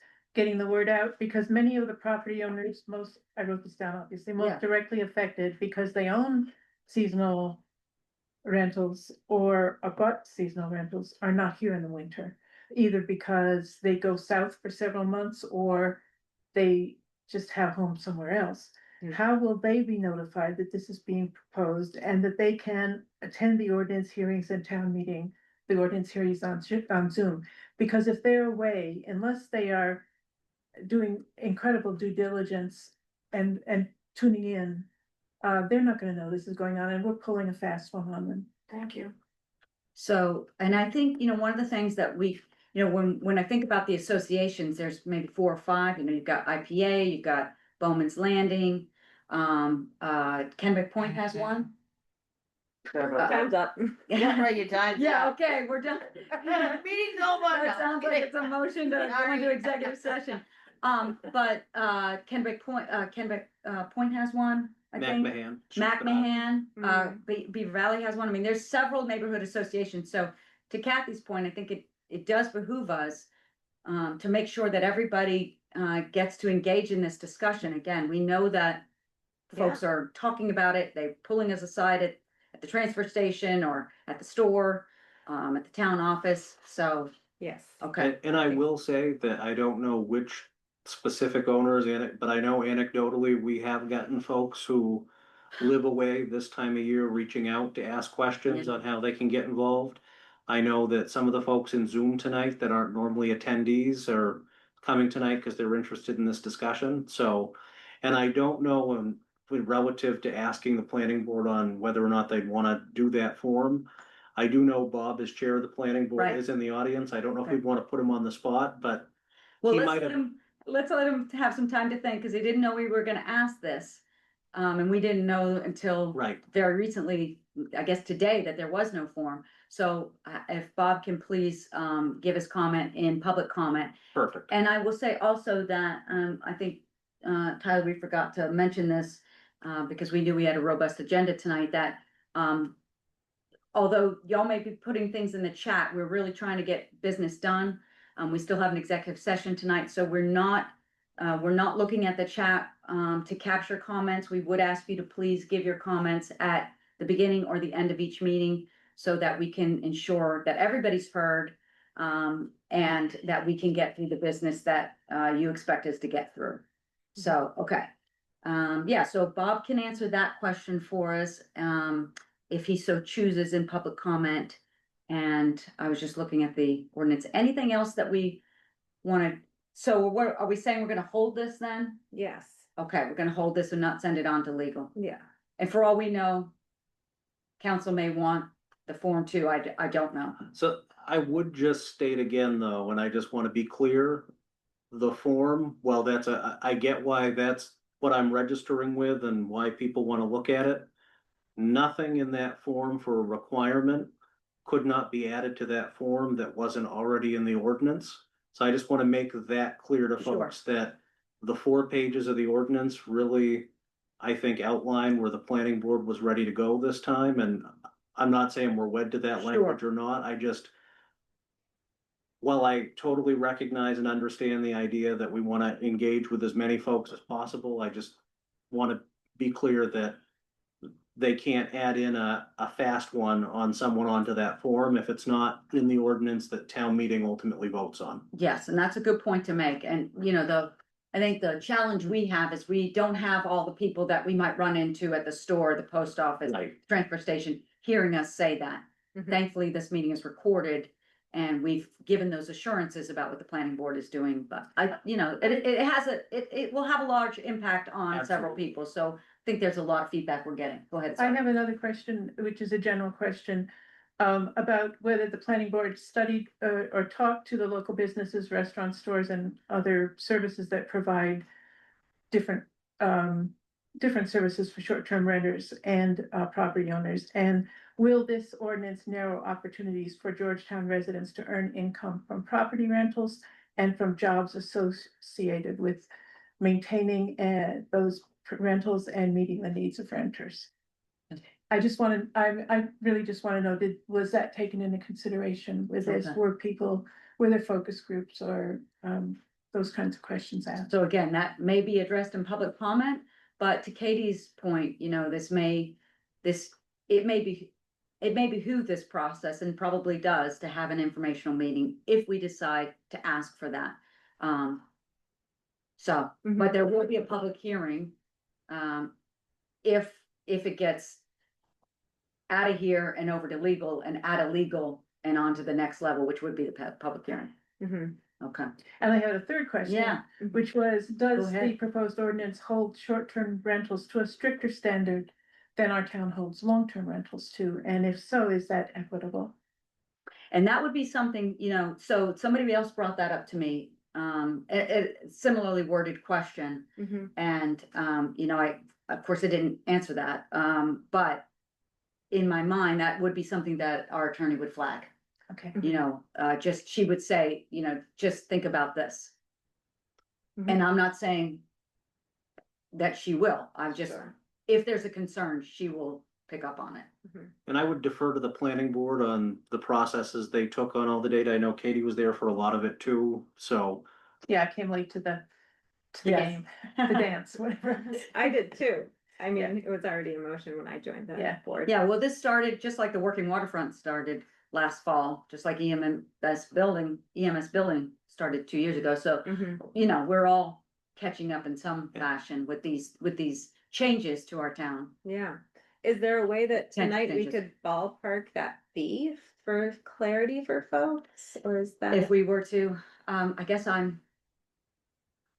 like one more meeting. Yeah. Yeah. I mean, I think that we're holding this for further discussion, not because of the registration form, just because of All the questions. all the questions that we're receiving and wanting to be able to address the citizens. Sure, Yeah, the residents of the town. I'm comfortable with I that. think if, Yeah. before we schedule a public hearing, we need to figure out how we're gonna reach the people who aren't here. Yeah. So we wouldn't have a public hearing until it comes out of here, over to legal, And back. out of legal, and on to the next step, which would be the public hearing. I think what Does we're that talking about is fit? the informational The meeting. public Okay. hearing for all ordinances is scheduled for 5th. May 5th, So it has to happen sometime before then. And I would also say that a public meeting about short-term rentals specifically, we could definitely do that before. We also could do that after the public hearing as well. I mean, we'd have time between town meeting and That's the a good hearing point. where in the month of May, we might be able to tag some of it on. So I just That's a good think point. let's look at some calendars and schedules and see And if, think about how we can reach people who aren't here, who aren't aware that this is coming down the pike. And just to be clear, you're talking about, and I think I know the answer to this, but I want to make certain residents who would have the opportunity to Yeah. vote, Yeah. but aren't here for chunks of the year because they travel. Right. Okay, thank you. but People also, go away in the winter. Right. But this is their residence. That's right. so we're thinking more of the snowbirds, not just the folks that own a short-term rental. I mean, we want to reach as many affected people as So- possible. And the seasonal rentals, which you brought up last time, like how Yeah. does this affect those folks who have, not seasonal rentals, but seasonal rentals, yeah. Because I will say, and this was something we experienced with the Blueberry Hill easement discussion, there will be folks who are going to be very passionate about wanting to weigh in. We can let them weigh in at a community event, we can let them weigh in at the public hearing. But when it comes to town meeting, ultimately, it's only gonna be Georgetown registered voters who get a say. Though we can have an observers gallery in the back, we did for the Blueberry Hill easement, Right. so just sharing that, so it's kind of clear at the outset. And May 5, I guess my concern about May 5 is we'll have several, this is gonna cover several ordinances. It's not just May 5's hearing is for STR. It's for, it's potentially includes, depending on which way we go with EMS billing. I mean, we still don't know, that's, EMS billing won't need an ordinance, will it? I think we should talk about that, whether or not the town should vote on that or whether that's a decision we make. I think there's options there. We haven't even had a chance to delve into because we have all this other things that we're But- focused on. But to Katie's point, I think we could have the town potentially weigh in at town meeting to direct Yes. us to adopt a policy, Yes, not in the same way of adopting an ordinance. Cause That's the right. ordinance is EMP. basically our yeah, lawmaking Right. authority. So right. it's a policy. So, Right. and I do think, while we have a lot of ordinances coming this year, and I know some of them are gonna garner a lot of conversation, Some of them are gonna be snoozers that aren't gonna That's hit. right. So I do think that it wouldn't Most of hurt them. us to shoot for the 5th and also plan something supplementary after that as well. But I'm just thinking in the month of April, it could get dicey with Yeah, some of this stuff that we haven't sent off to legal yet either. I know. And when Kristen gets it, I imagine there will be some rewrites. And then we're gonna wanna look at those and say, is this match the intent of where we're wanting to head? So there's just a process ahead of us. Yeah, What's, and it won't, I don't think it's gonna be, a quick one. No, for her to turn around? Yeah, I mean, well, it's a brand new ordinance and there's a lot at issue. Yeah, In turn, there's a lot there. And so I just don't, I don't think we're gonna hear back in like a week, for instance. right. Plus, we've already sent her other stuff. And we're just one client. Everybody's, all of her clients that are going through this are going, she's doing that for them too. Right, So. Yeah. Yeah. Municipal law is really pretty specific. okay. If we don't make the deadline on this, could we hold it till next year and have hearings on information meetings on it during the summer when people are here? Or at least have the opportunity to that have is heard about it. definitely an option. Yeah, I mean, these are decisions we'll need to make. And that's what I think we have to be I think Another- fluid. Philip said that. It's happened very, very quickly for people who weren't involved and didn't know it was coming down, coming. It's happening 4 months before town meeting, 3 months before town meeting. And there are ways that we can baby step it too, we could also have the registration form available. And that's it for this first year, and then maybe it's backed up by the ordinance. Somebody else asked me that, why aren't you doing a two-step process? I said, I don't know that hasn't been, Well, that hasn't been pitched, a two-step process is, this registry form and then assess, but right, those are but the things that- registry form needs to be a, First, has to So- create an ordinance in order to have a registry. well, So- the registry can't be enforced without the ordinance. And so if we have an ordinance that somebody. A draft. Yeah, or a draft ordinance, or sorry, a registration form that people willingly sign, it's not told that they have to sign up for, yeah, and so. that's another A option. lot to consider, but it's what I'm hearing, and I think what you're hearing is that we're gonna hold this till our next meeting. And at some point where it sounds like we may want to have a check-in on timeline on if Yeah. we're thinking this is gonna be the bandwidth, because one thing I would say is I'd hate for us to have our ordinance hearing on May 5th and us still trying to push this on out and let that be the only thing folks talk about that night, and then at the last minute. So I'm just thinking at some point, we'll probably want to have a check-in, so I think it's great that we're holding it, because, I hear what you're saying, Kathy, are very valid points. And we want to make sure folks are engaged. Thank you. Okay, And I don't mean to interrupt, but once you've taken it to public hearing, you don't wanna make drastic changes, I know, okay? I know. You really legally shouldn't do that. I We know, need another hearing. yeah, Without exactly. another hearing. That's what I'm saying is that, If it's amended. I don't wanna get bogged down and to both of your points, there's no reason to cram any of these priorities that we're doing. There's no reason to cram them. We wanna produce quality work out of these meetings, and the planning board's put a lot of work into this. We have a lot of community input that's starting to come in. And I just don't want anyone to feel like, they're being squelched or that we're jamming this down their throats. Mhm. Okay, getting back to our agenda, I'm just looking, you must Did be I make a getting motion? close. Yes. Well, I think yes, please do. To hold the STR ordinance for further discussion. Kathy, do I that. seconded. Okay, that's okay. All those in favor? Perfect. Thank you. We'll hold that till our first meeting in April. Okay, on to new business, the initial draft budget review. So in our budget memo, tonight was the night that we would officially start reviewing draft budgets that was provided by Mary. The FAC will formally be presenting the budget later in April, so really this is your time. If there are burning desire questions, we can ask, but really it'll be coming up later on. but we wanted to make sure the board had everything as it stands in real time. Do you want to remind folks when in April, if you know that date off your head, April 28th That is the target date. is That- when, that is when the that FAC is gonna be FAC will presented? be meeting with the Board of Selectmen. Okay, Yes. so I Oh, just wanna I'm make sorry, sure. Select Board, yes. Yeah, that's okay.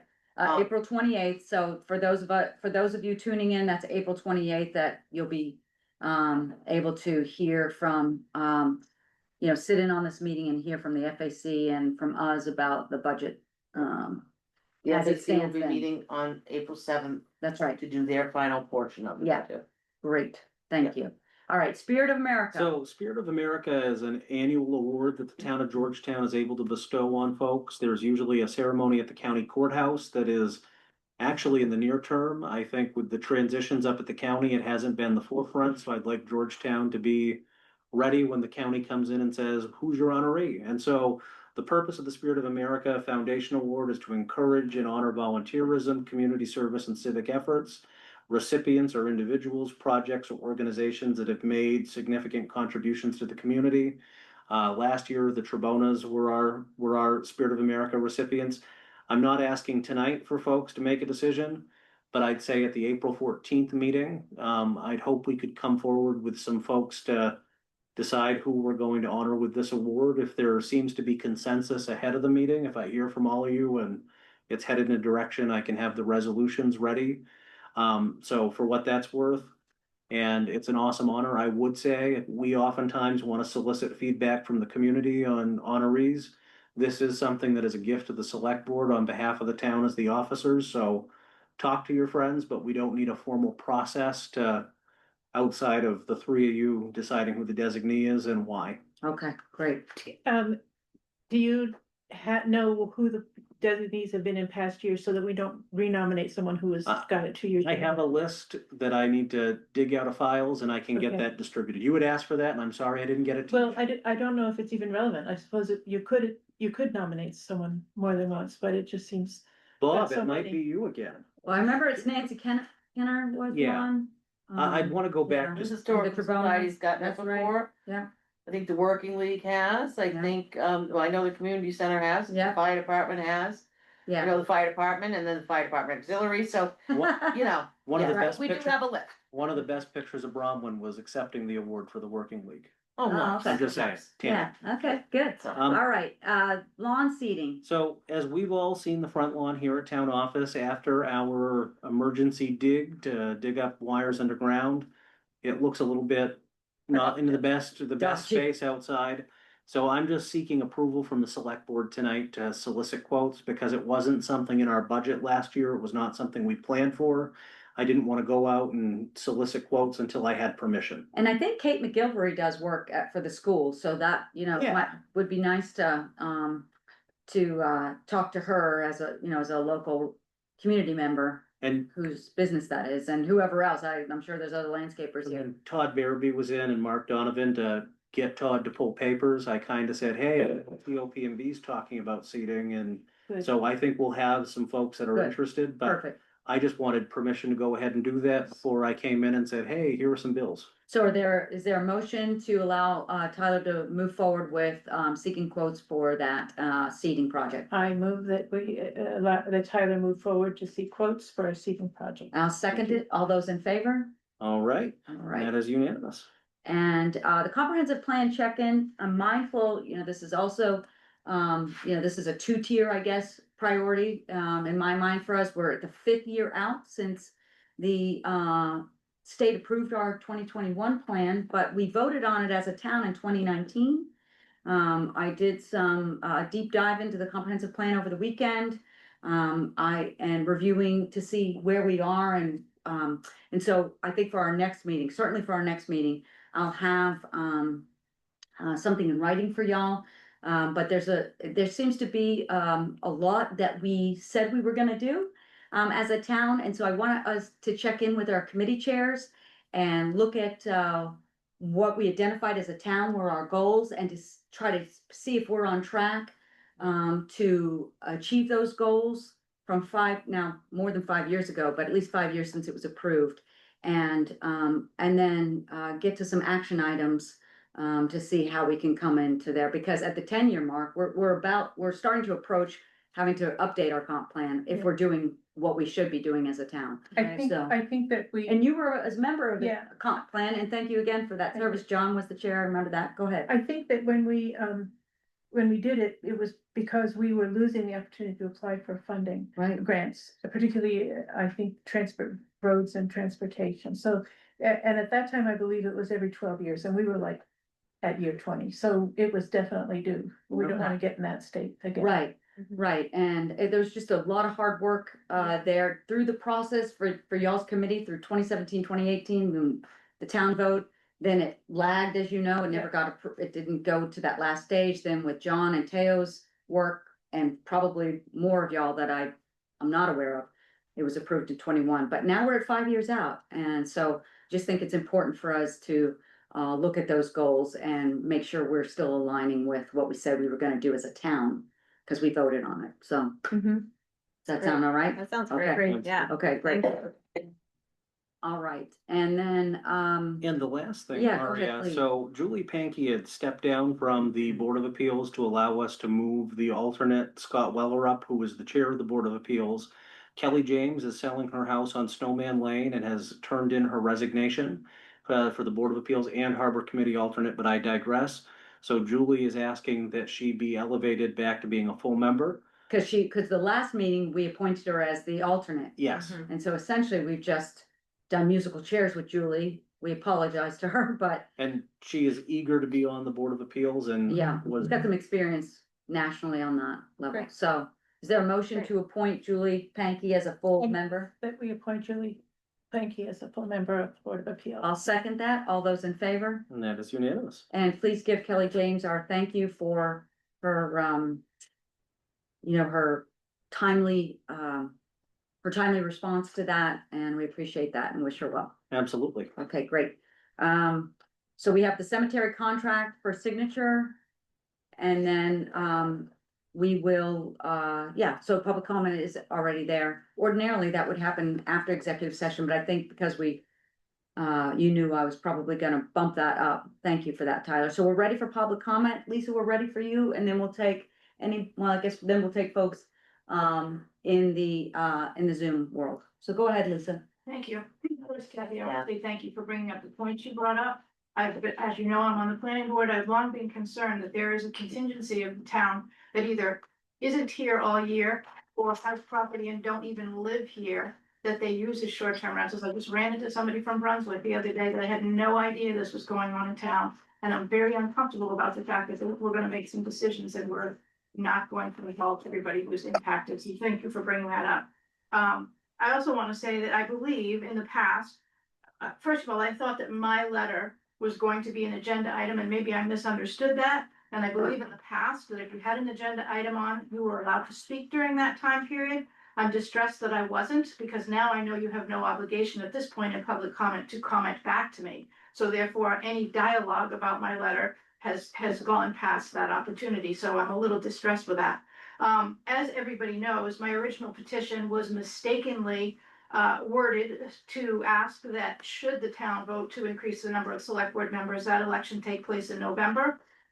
I did that for the purpose of not making the burden of an election any more cumbersome from the town than to occur when we were already having a November election. As we know from the attorney that that's not possible, that an election only can occur for a town official at town meeting time unless there's a death. So obviously that piece of my petition was incorrect. Nonetheless, I think the gist of my petition to ask the town if they want to increase the select board members from 3 to 5 is very clear. And my most recent letter to you asked if you would go back to the attorney and ask our attorney if you, in fact, as select board members, had the choice of putting that question to the town in June. When the election actually occurs, in my letter, I said was not relevant, but could you ask that question of the attorney? And so you did not address tonight whether or not you did, in fact, ask the attorney that question. You simply stated that because you have so much on your plate between now and town meeting, you don't have time to address this question. But therefore, the 81 people, again, that signed that petition have been left out in the dark here. Our question, our desire to have that brought to the town is essentially being ignored at this point. And my point of the fact that the select board has too much of a burden for just 3 people is just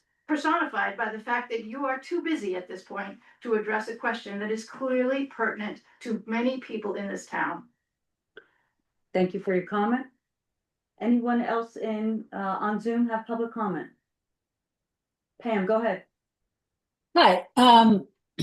So I just wanted to address the misconception in the earlier public comment at the beginning of your meeting that the proposed short-term rental ordinance would somehow prevent or ban short-term rentals in town, because that is not what the ordinance says.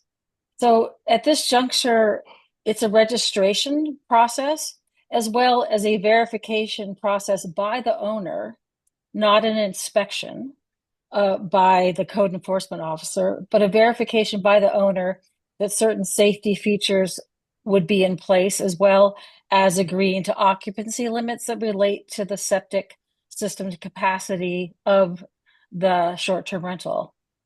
In response to Kathy Gravino's question, some towns have extended these requirements to long-term rentals, but that wasn't the charge or the direction from the select board. So we did discuss it, but it wasn't in our purview.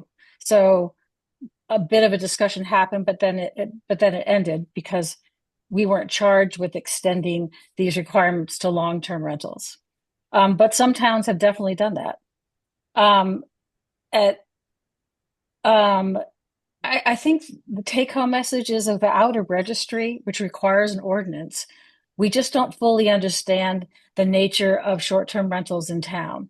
We just really don't have any data or a true handle about what is happening. And so I think for that reason, it's critical. But I'm very sensitive to Kathy's worries about how we get people who aren't living here full-time involved and notified.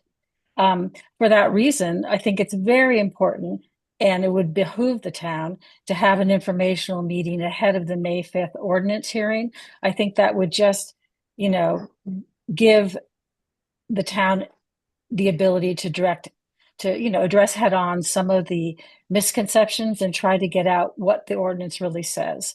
Because ordinance language, it's a little difficult at times. Thanks. Thank you for your comment. Bob, you've got your camera on. Please comment. Yeah, you asked about the registry and the permit application itself. We've held off on that, waiting to hear from the select board. Once we got the ordinance done, let you take a look at it and make sure you wanted to continue to go forward with it. If that's what you want, we can go ahead and do a registry and a application form. I know that there's a lot of misunderstanding on this, and as evidenced by earlier in the meeting comments that were made. Basically, if this passes, the current owners of short-term rentals don't have to get it in tomorrow. They have until the 31st of December, and it states that. So if people are going to start reading this before it's an official ordinance or before it's been put out for review by the select board, they need to read it and understand it.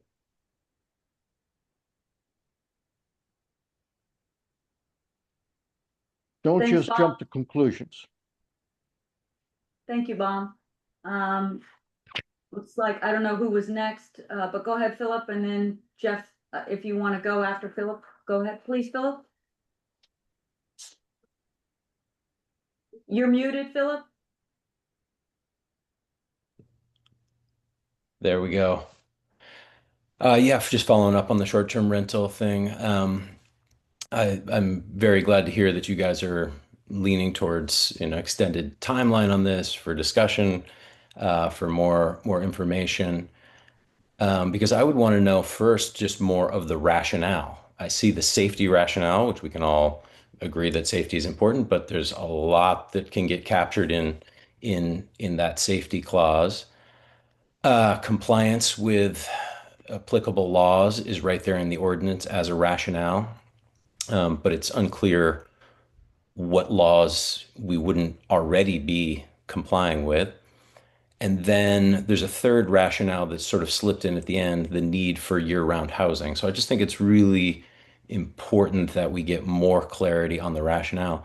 I had heard at some point that there was going to be a study, that the first step in creating this ordinance was that there was going to be a long-term study of exactly what is happening in our town around these short-term rentals and longer-term rentals and year-round housing needs. So I'm unclear if that study never happened. Based on what Pam said seemed to be saying, like, we really don't know what's going on. But that to me begs the question, like, shouldn't we start with a study before creating the ordinance, rather than creating the ordinance based on a lack of information? So I'd love to see the study, I'd love to see the data, and I'd love to see what it has proven. What has the data proven in terms of the way that short-term rentals are a threat to safety, compliance with laws, and year-round housing? It seems to me like that is the place to start, before just drafting an ordinance, when we don't know what's happening. It was also suggested that any existing rentals could continue, but actually, if you read the ordinance, it would immediately ban the rental of accessory structure rentals, and secondary accessory structure rentals. And there's some of those in town that people have built as an investment, and so those would be immediately shut down. The timeline is, I understand that the timeline is July, but then could extend to December. But some places, businesses, we make 5-year plans. We're budgeting out 5 years in advance. Sometimes we're renting these places out years in advance as well. So I think that this timeline really doesn't take that into account either. I do think it's important that we see the application form. I take Tyler's point that there's not going to be anything in there that isn't in the ordinance itself, but sometimes forms put a different spin on what's in the ordinance. I've seen that, and so I do think it's important that we see the actual form, and the fee would be good. Pam mentioned something that there wouldn't be inspections, but it does say in the ordinance that there's inspections, that could be triggered. So we'd want to know what triggers the inspection, what leads to that. What else is on my list here? You can see, Bob, I did read this very carefully. The occupancy, it says, no more than 2 people occupying a room.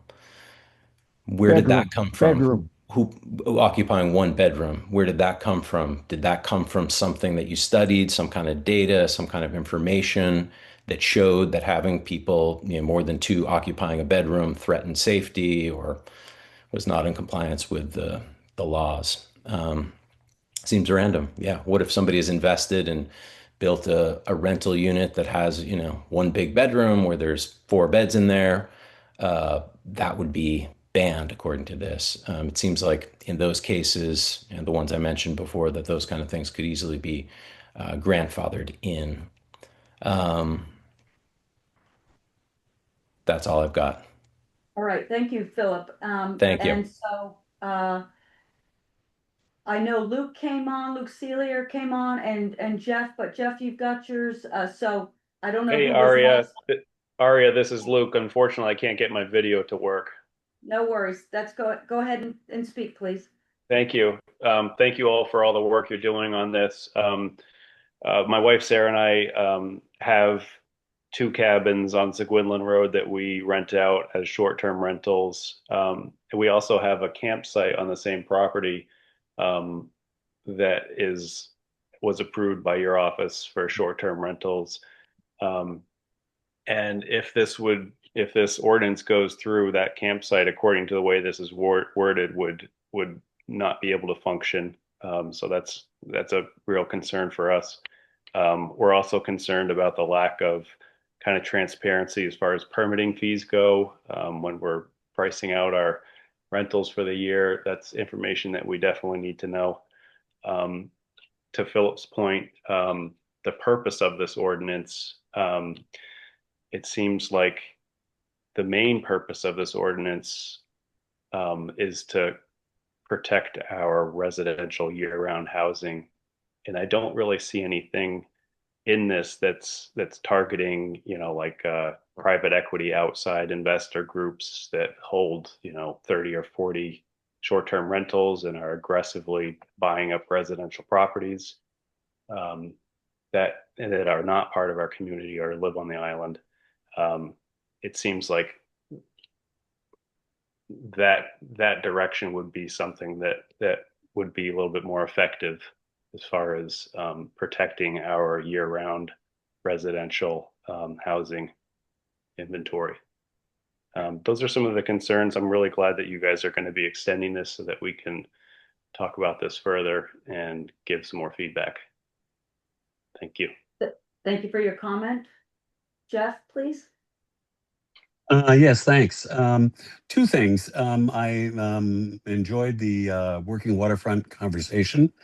And I really want to go back to what Bronwyn had said originally, that it didn't really seem ordinance worthy, and that a proclamation by the select board and doing something as was mentioned in the meeting, such as just having a banner on the webpage and a sign into Georgetown would really meet those, desires.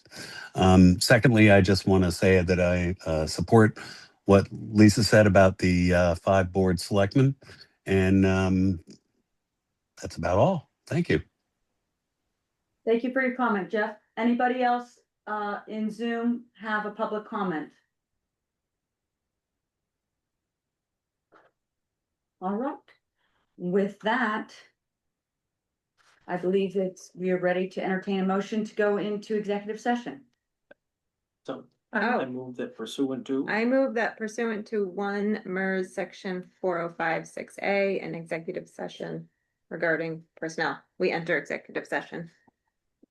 And I will note that given this discussion and how people feel about just the short-term rental ordinance, this is the reason that it's important for folks to understand that we are also not going to rush any change in the governance of the select board. And that is, we're seeing the very discussion that we're having about an ordinance that will change people's rental options. And so we have to be very careful. I'm mindful of that.